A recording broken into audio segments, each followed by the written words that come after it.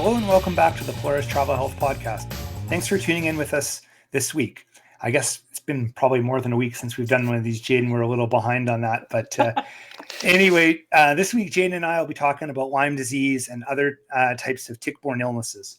Yeah, we've been on a little bit of a hiatus lately, but hopefully we're back now. But yeah, I think that these sorts of tick-borne illnesses have kind of been getting a little bit more attention, especially for Lyme disease. So I thought that it would be interesting to kind of have a bit of a chat about that. One thing I will say is insurance data in the US suggests that about 476,000 people were diagnosed and treated for Lyme disease annually between 2010 and 2018, which is about a 20% increase from 2005 to 2010. But what actually is Lyme disease, and why do you think we've seen kind of like such a big jump? So Lyme disease is a disease that's caused by a bite of an infected tick, usually one of the ticks from I think it's the Ioxides family, like the deer tick in the eastern part of the North American continent and the western black-legged tick on the Pacific coast. And those are probably the two main groups of ticks that we see in North America. Basically, what's happening is they're transmitting a disease, and my pronunciation's really bad, but it's a Borrelia burgdorferi, I believe, something to that effect. Anyway, what basically happens is the ticks transmit this disease to people, and then they're essentially the vectors of the disease, and they get it from other animals. And then if they bite a person, then they essentially infect the person. Right.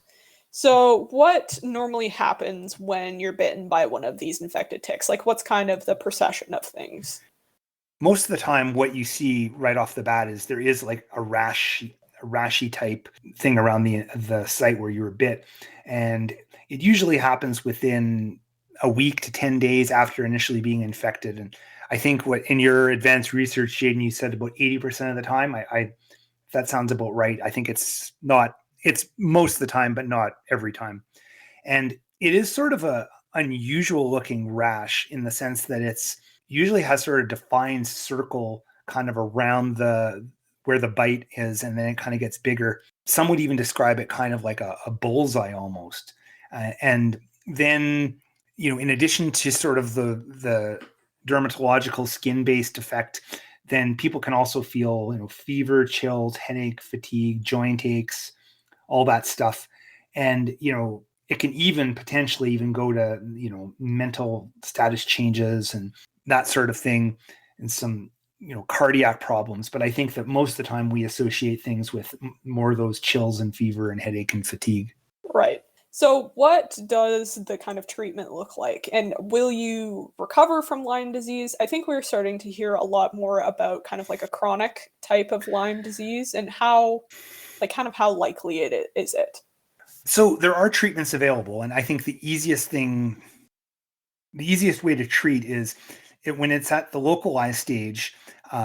You can basically start an antibiotic, and there's a few different choices, and it's usually an oral antibiotic. The one I'm most familiar with is doxycycline, but I think some people, depending on their health status and their pregnancy status, doxycycline isn't always the number one choice, but typically speaking, doxycycline is the number one thing I usually associate with.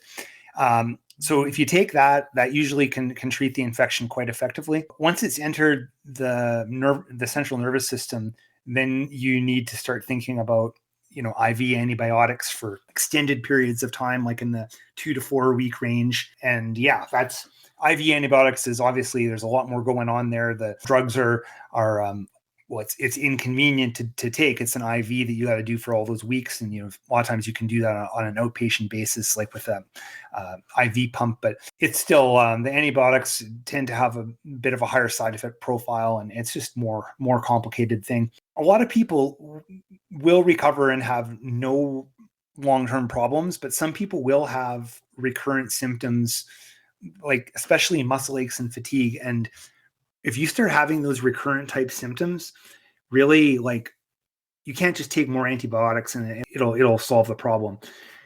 We think that at that point it's sort of turning into an autoimmune situation where you still have these symptoms because somehow your immune system's been activated from the initial disease, and it's poorly understood. We know there's definitely it's definitely a real thing, and something that you can document and you can quantify, but exactly why it would affect someone and not someone else, and that stuff's really not clear. Right, right. It seems to be kind of an area where the research is really still kind of developing. I would definitely agree with that. I think that, for a while there, like, we're talking maybe not just in the last couple of years, but like further back, like this whole concept of Lyme disease having this kind of response, it wasn't necessarily people didn't believe, but it was hard for health professionals to sort of wrap their heads around what this all was. And I think it was very poorly understood and sometimes sort of dismissed to a degree. But I think that, that hasn't been the case for quite a while now. I think we know that this is definitely like a thing, right? When you start talking about sort of the history of Lyme disease, it kind of does have a little bit of an odd history. But anyway, maybe we'll talk about that a little bit later on. Definitely. Okay, where are you most likely to kind of come into contact with these ticks that are likely to be vectors of Lyme disease? So historically, this has been a very East Coast disease. We're talking about sort of areas like the New England, the northeast part of the United States, and into Ontario and Quebec. I think even into the maritime provinces to a degree, but really, when you think about North America, it's always been sort of that Ontario, and then like New York, Connecticut, Vermont, like all of those New England type states there. But we know now that it can be in other areas. Like we've started to see it in places throughout Canada into Manitoba, and there's been some reports that even further west and going south now. I think that there's been cases into Virginia and into places like Minnesota, although not as common. The main thing to remember is these are usually forested areas, right? Like that's one of the reasons why, something like Lyme disease and geez, I better be careful when I say this because I don't have the numbers in front and I don't think you have them either, but Saskatchewan, for example, is not exactly Lyme disease central. Well, part of it is that a good chunk of where the population of Saskatchewan lives, it's not that forested. There's a lot of areas that are forested, but they're not too many people there. But you need places where there's forest and a lot of human habitation to see cases. Right, right. They only like to hang out where the trees are, and outside of that part of the country, there aren't a lot of places where the humans and the trees interact that often. That's true. And then when you start thinking about other parts of the world, certainly, Europe and Northern Asia in forested areas, there's definitely a risk of tick illnesses there. I think, you start thinking about places in Russia and even into China, but even areas like, if you would say sort of Scandinavian areas and Germany and then, Bavarian forest, for example, like those are areas where there can potentially be issues. Right, right. And they have a different type of tick that gets you there, don't they? Yeah, it's a different type of tick. Yeah, actually, when you start getting into that, like they actually have a vaccine that they actually can use for that part of the world. It's similar but different. Interesting. Okay. Well, because I was going to ask you about the Lyme-Rix vaccine that was briefly kind of approved and in use in the US, but then shortly thereafter was removed from the market. Yes, this is an interesting story. Well, I guess it's interesting if you're a vaccine nerd, but so Lyme-Rix was a vaccine, a human vaccine for Lyme disease, and I think you actually looked this up, Jaden. I think it was approved in the States by the FDA in 1998, but it only lasted a few years.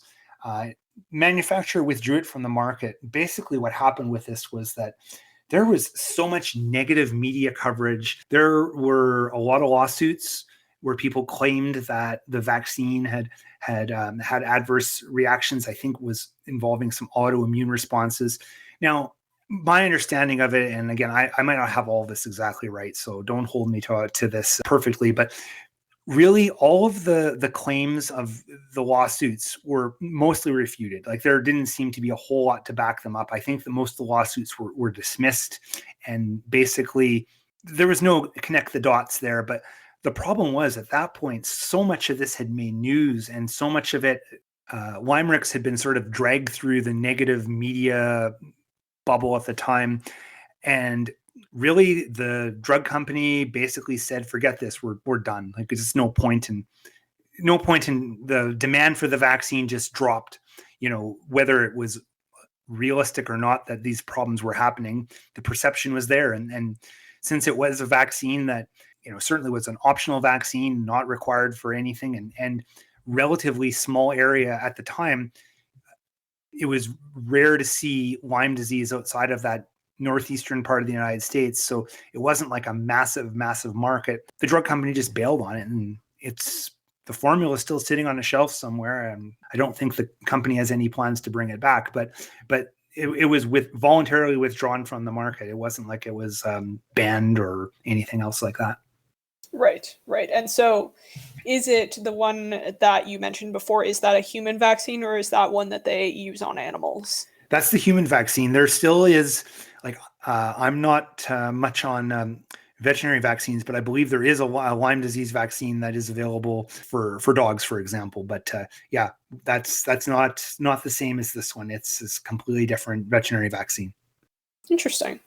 Okay. Do you know you've got dogs? Does that ring any bells for you at all? I believe so, because they're quite low to the ground. They like to run around in the grass, and so there is a lot of emphasis on protection against ticks. So I don't know if it's something that the vet always recommends. I would assume it's kind of similar thing to how there's an animal vaccine for rabies. That's not always, it's not mandatory. It's not part of the regular drug schedule or the regular vaccine schedule for animals, but it is something that if, say, you had a farm dog or something like that, or you hunted with dogs frequently, that's probably something that you would be recommended to get. Yeah, that makes sense. Well, I know one thing about rabies vaccine in dogs is that essentially dogs getting rabies in North America has basically been eradicated. It just doesn't happen anymore because of the vaccination programs. I guess in theory, a dog could get rabies, but there hasn't been a case of a domestic dog that's passed on rabies to a human in North America for many, many years. If a human ever gets rabies in Canada, the United States, it's from something else, whether it's, most likely a bat or else maybe a skunk or a raccoon or something, but definitely not from a dog. Yes. Yeah. Which the whole bat thing, them giving you rabies, that always gives me the skeeves. But, oh yeah, that's so true. But anyways, what about other kind of tick-borne illnesses, ones that are maybe get a little bit less, I don't want to say hype, but a little bit less attention that you could still potentially come in contact with? There is a few to talk about, and one I particularly like to talk about is tick-borne encephalitis, which is an illness which mostly occurs in Europe and Asia, gives you flu-like symptoms, but most people will recover, but about a third of people will have it'll get real serious, where you'll have fever, neurological symptoms, paralysis, and it can kill you. It's kind of in a way similar to some other things we've seen, encephalitis, it's swelling in the brain. So it's, we talked on a previous episode about something like Japanese encephalitis, which is a viral disease that causes encephalitis, swelling in the brain from a mosquito. This is kind of similar, except it's an illness carried by one of these ticks. The interesting thing about this one is that there is a vaccine for it, and there's been a vaccine in Europe forever. And there is now a vaccine approved in the United States called Ticovac. It was just approved in the United States last year. Now, here's the weird thing. Ticovac was available in Canada for years and years and years and years. And then it was called FSME Immune or something like that. It was available for years, and then it was discontinued by the manufacturer in about 2014 or 2015 because no one was using it, because it was such a niche product. I remember when we opened up Polaris in 2013, I ordered in one container, one dose of this vaccine, and we never used it. It went bad. I think I saved it, actually. I think I saved the box. And then it was discontinued and it was never, we never ordered it in again, obviously. But anyway, that vaccine is now available after all these years. It's now available in the States. And I don't know how much uptake it's had. But if you were going to go camp in Central Europe, it would probably be a good idea to have that. Interesting. I like the name Ticovac. I think that's kind of a snappy little name for that type of vaccine. But it's too bad that it kind of didn't work out.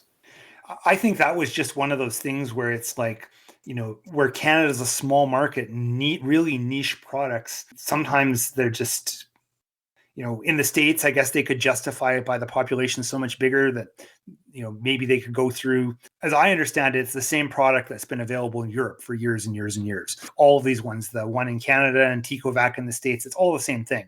It's just that somebody finally got around to making the effort to getting it FDA approved in the States, and now it's available in the States. But it's not a new vaccine. It's just newly approved there. Right. But this tick-borne encephalitis does not happen in North America. There's no domestic cases. No, and this vaccine wouldn't protect you against Lyme disease, for example. It's just right. Yeah, exactly. So there's not as much of a market for it. Okay. Well, what about any of the other kind of tick-borne illnesses? I think that every year when the summer comes and I take my dog to the dog park and we're walking through some tall grass, I think of this is the time, this is the year that I get bit by a tick.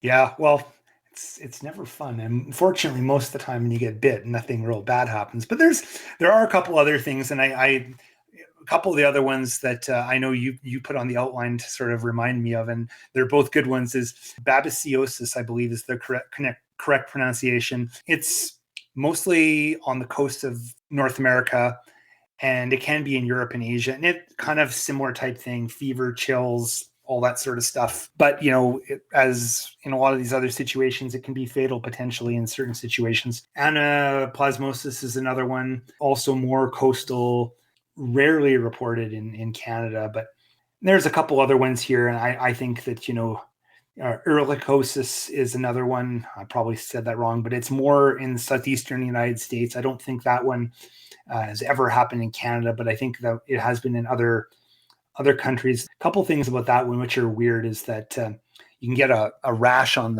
your palms or the soles of your feet, which I think is kind of interesting. And I believe another one is Powassan virus, which is more in the Great Lakes area. I don't have a whole lot. Honestly, I don't know that much about that one. There can be some neurological changes and altered mental status. And that one, what I do know about it is that there have been cases in Canada on that one, as opposed to the previous one, which I don't think there's ever been a Canadian case. Right. Well, to be fair, I had not heard of any of these aside from tick-borne encephalitis before I put them on here. So, you never heard of babesiosis? I can't even say that one. I was much more familiar with that one. The last couple, not so much, but. No, I had not. Maybe the last one, but I can't say that I was particularly familiar with ticks. But I think that in Alberta, we don't really think about it that often because we don't really live in that type of area. I think maybe in Ontario, people are maybe a little bit more aware of ticks because I think there's a lot more interaction with them potentially. But I think that as you get out into the drier western parts, there's not really as much thought put towards that. But yeah, what can you do to avoid kind of coming into contact with ticks if you are doing something like camping or hiking or whatever it is? Well, I think a lot of the things are just sort of really common sense things like avoidance. And if you are going to be doing a lot of spending a lot of time in long grasses and in really wooded areas, brushy areas, long pants tucked into the boots, limiting exposure to your, covering up the best you can, staying on designated paths is always good. And you can use, insect repellents, things like DEET and iCarot, those are products that will work and there will be benefit there. And also, you want to check yourself for ticks periodically when you're doing these kind of activities. So, and if you ever find one, the best thing to probably do is have a really fine tip tweezer or like a forceps. There's actually even special tick removers, and that they just basically like a fancy tweezer, and then you just grab as close to the skin as possible and yank it directly upward. And I've never had to do it myself, but it does not sound like fun. And after that, then you just clean the area and then try not to touch it. Go from there. But those are probably the main things to think about. We don't usually prescribe like antibiotics or anything like that unless we actually think there's been an incident where there's been a bite and there's a risk. Right. If you are to find or have to, unfortunately, yank one out of your leg or your arm, I would assume it's probably going to be on your leg. Should you seek medical attention every time, or is it sometimes you can kind of go on your way? Well, I think if certainly you had any of those symptoms, like we talk about the bullseye rash, that sort of thing, I think you absolutely would. Otherwise, I'm not sure if it's completely mandatory every time you've had a tick bite. But if you certainly have those symptoms, you definitely need to get checked out.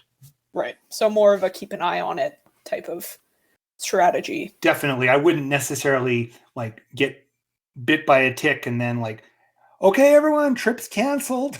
Let's go back to see a doctor. I see. Okay. All right. Well, anything else you want to mention, chat about, things that I missed that you think are essential to the tick conversation?